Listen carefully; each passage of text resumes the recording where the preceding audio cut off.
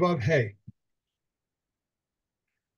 If one enters an area of an open field during the rainy season and there's tumor in a certain field, then he said, I went to the area, but I don't know which one when I entered that field or not.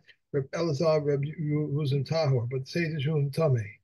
And uncertainty of tumor in a private domain is deemed Tomei until he says, I did not touch the Tomei object. And certainty of tumor in a public domain is deemed Tahor until he says, I touched the Tomei object. What is a public domain? The path of Beth Gilgal and other paths similar to them are a private domain in regard to the laws of Sabbath, but a public domain in regard to the laws of Truma, Tuma. But said Reb Eliezer, the paths of Ben Gilgal were not mentioned in the academy other than to teach that they are private domain for the Sabbath laws and that for the Tuma laws. The paths that open the pitches, ditches, vaults, and wine vats are a private domain for the laws of Sabbath, but a public domain for the laws of Tuma. An area of open fields during the summer season is a private domain with regard to the laws of the Sabbath and a public domain with regard to the laws of Tuma. Whereas during the rainy season, it is a private domain with regard to both this and that. Okay, so now again, Before I forget, I want to tell you something. Before I forget, I saw in the news yesterday someone had a kidney transplant while he was awake.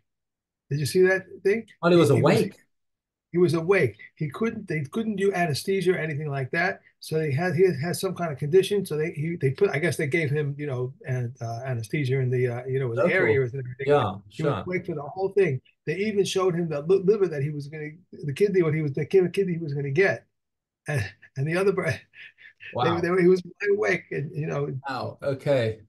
I don't know how he did that, but all right. Yeah. Okay.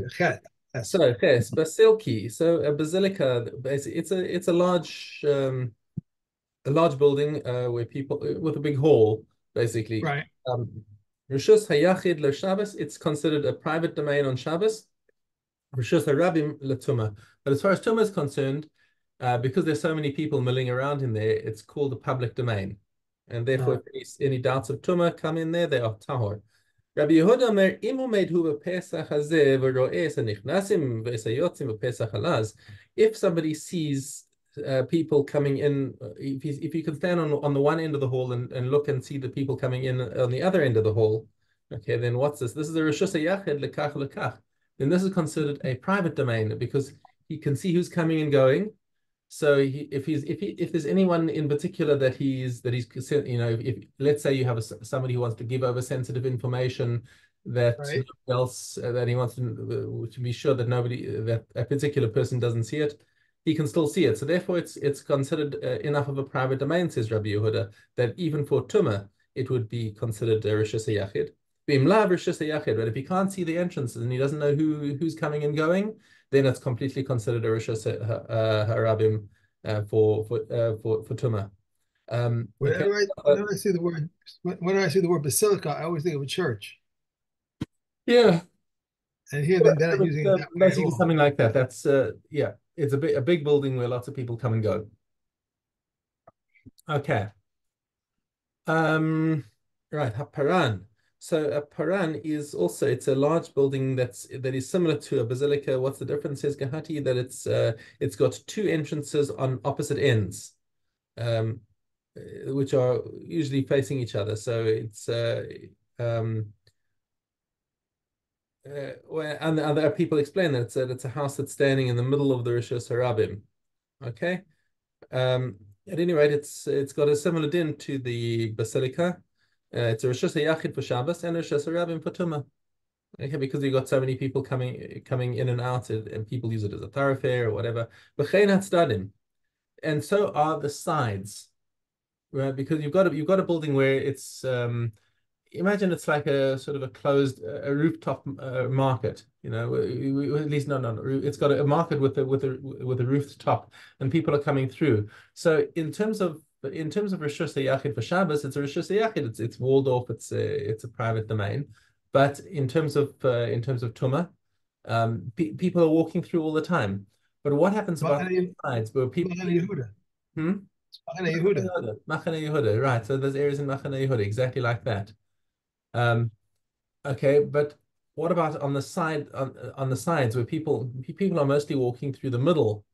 Mhm. That's where the Rishus Harabim is. But so the question is on the sides. Now the Tanakama says that the sides are no different.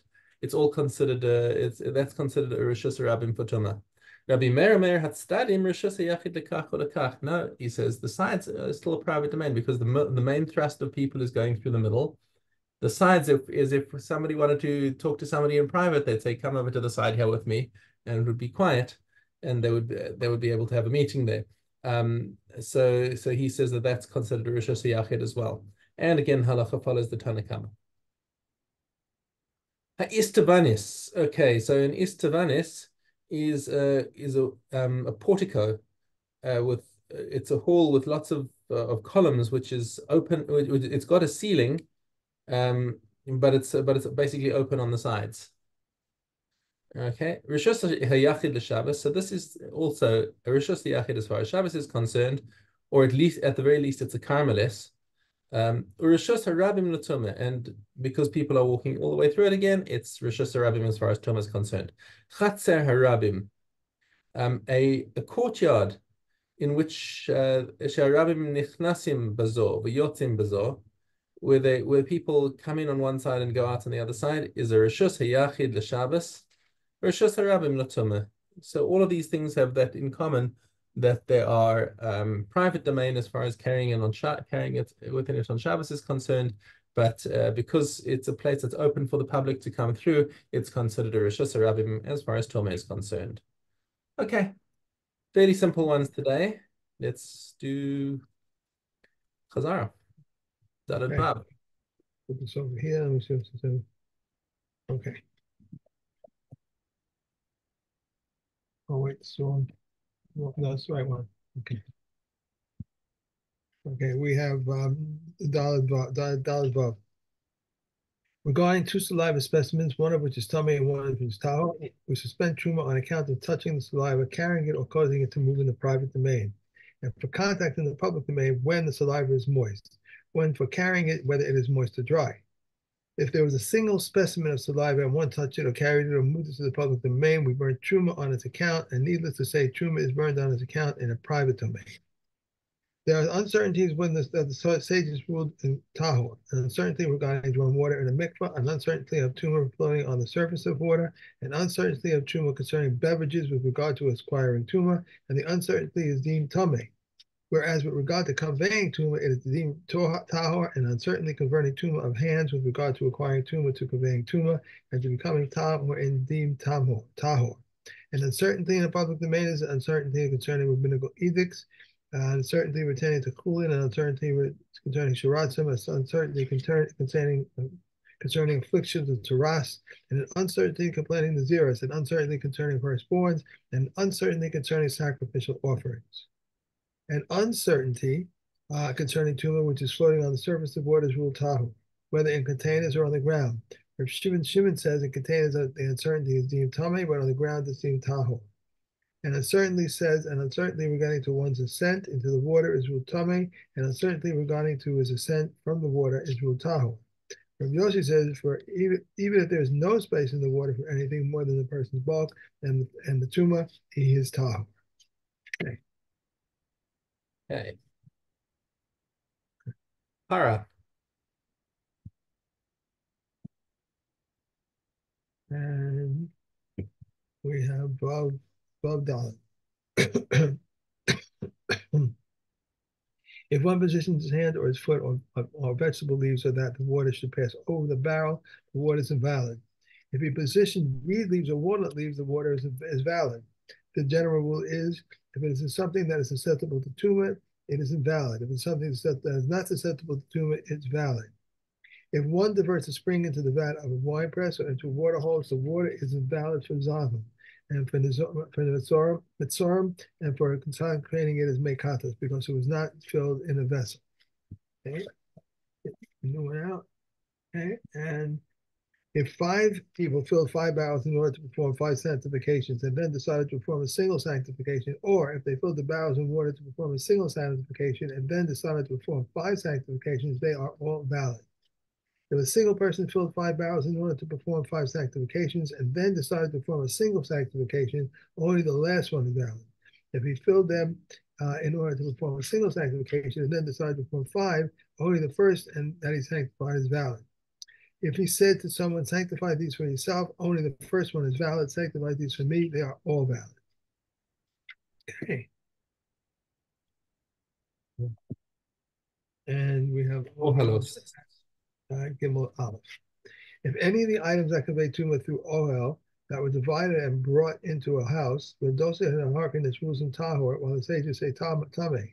Now, so if someone touches two pieces of tameh, if someone touches two pieces of animal carcass, each one half the size of an olive, and carries them, or in case of a corpse, if he touches a piece of flesh half the size of an olive, and simultaneously forms a roof over another piece half the size of an olive, or he touches a piece of fat half the size of an olive, another piece half the size of an olive, forms a roof over him, or he forms a roof over two pieces, each half the size of an olive, or the person forms a roof over a piece of corpse half the size of an olive, and a piece half the size of an olive forms a roof over him.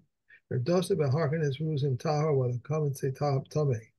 If someone touches a piece of corpse flesh half the size of an olive, and simultaneously something forms over a roof over him, and a different piece of corpse flesh half the size of an olive, or one forms a roof over a piece of corpse flesh half the size of an olive, and simultaneously something forms a roof over him, and a different piece of corpse flesh half the size of an olive, he remains tahor. Meir said, even in this case, Rav Joseph ben Harkness was in tahor, and the sages was in tameh. Everyone becomes tameh in the above situations, except where tumah contracted to touch coincides with tumah contracted through carrying, and the cases in which tumah contracted through carrying coincides with tumah contracted through ohel. This is the rule. Anything in the same category is tameh, whereas those in different categories remain tahor. Okay. One more, right? If a Two more, actually. all right. If a lay full of corpse powder was scattered into a house, the house becomes tameh, and Reb Jesse declares it tahor. If a quarter log of blood was absorbed into a house, the house is tahor. And if blood was absorbed into the garment, if a garment log of blood comes out when the garment is washed, the garment is tameh. If not, it remains tahor, because whatever is absorbed cannot come out as tahor. A quarter leg of corpse blood was filled in the air, and if the place where the blood spilled was on an incline, and the person formed an ohel over part of the blood, he remains tahor. If the blood was in a crack or a congealed, the person becomes tameh. If the blood was spilled onto the threshold of a house that inclines either inward or outward, and the house forms a roof over it, the house remains tahor. If the blood was in a crack or congealed, the house becomes tameh. Every part of a corpse is tameh, except that of the teeth, hair, and nails. But while they're connected to the body, they are all tameh. Okay. Okay. Nachos. Okay. Hey. The first of the first is the posterior. The second of the first and the first of the second are equal. The third of the first, the second of the second, and the first of the third are equal. The third of the second and the second of the third are equal. The third of the third is most inferior. One could deduce that the mincha offering should also require pure olive oil. If the menorah, which is not for consumption, requires pure olive oil, surely the mincha offerings, which are for consumption, should equal pure olive oil. Therefore, Scripture teaches pure, beaten for the light, but not pure, beaten for the mincha offerings. And from where did they bring the wine? Jerusalem and Hadlulim are the preferred areas for wine. Second to them are Beit Rima and Bet Lavan in the highland, and Kef and Signah in the valley. All lands are valid, but they would bring from these. We do not bring either from a fertilized field or from an irrigated field or from those vines between which vegetation grew. But if one bought, it is valid. We do not bring from Elliston wine, but if one bought, it is valid. We do not bring from old wine. These are the words of Rebbe. When the sages declare it fit, we do not bring either sweetened wine or smoked or cooked, or if one bought, it is invalid. We do not bring from Espalas, but only from trailing vines and from well-cultivated vine vineyards. They did not store it in large casks, but rather in small barrels, and one does not fill the barrel to its room, so that it should be aromatic. No, that's wrong. Aromatic? That's not pronounced wrong. I'm not pronouncing it right. Aromatic. Anyway, one does not bring from its mouth because of the mold, nor does bottom because of the sediment. Rather, one brings from the middle third and from its middle. How does it check? The treasurer sits with his reed in his hand, and when it excluded the vein of its sediment, he struck it with the reed. Yossi Bar Yehuda says, wine in which mold developed is unfit, as it is stated, unblemished they shall be for you, and the wine mincha offerings, unblemished they shall be for you, and the libations. Right. That's it. Go on to the Dharma. Yeah. And the Dharma, we have Yud Chet. Revocation of the Dharma is valid in the entire day. The fact that we can be lenient or stringent, how? If she made a neder on the night of Shabbos, he can revoke it during the night of Shabbos or on the Sabbath day before nightfall. If she vowed just before dark, he must revoke it before nightfall, for if it became dark, he had not revoked it, he can no longer revoke it. There are the Dharma that he can revoke, those that involve self-denial. I shall bathe if I do not bathe, if I adorn myself or I do not adorn myself. Rabbi Yossi says these are not the Dharma of self-denial. These are the Dharma of self-denial. If she said, Kohanim, the fruits of the world to me, he may revoke it. Kohanim, the fruits of this country, he can bring her fruit from another country. Kohanim, the fruits of the storekeeper to me, he cannot revoke it. But if he was his only source of provisions, he can revoke it. And these are the words of Rabbi Yossi. Right. And here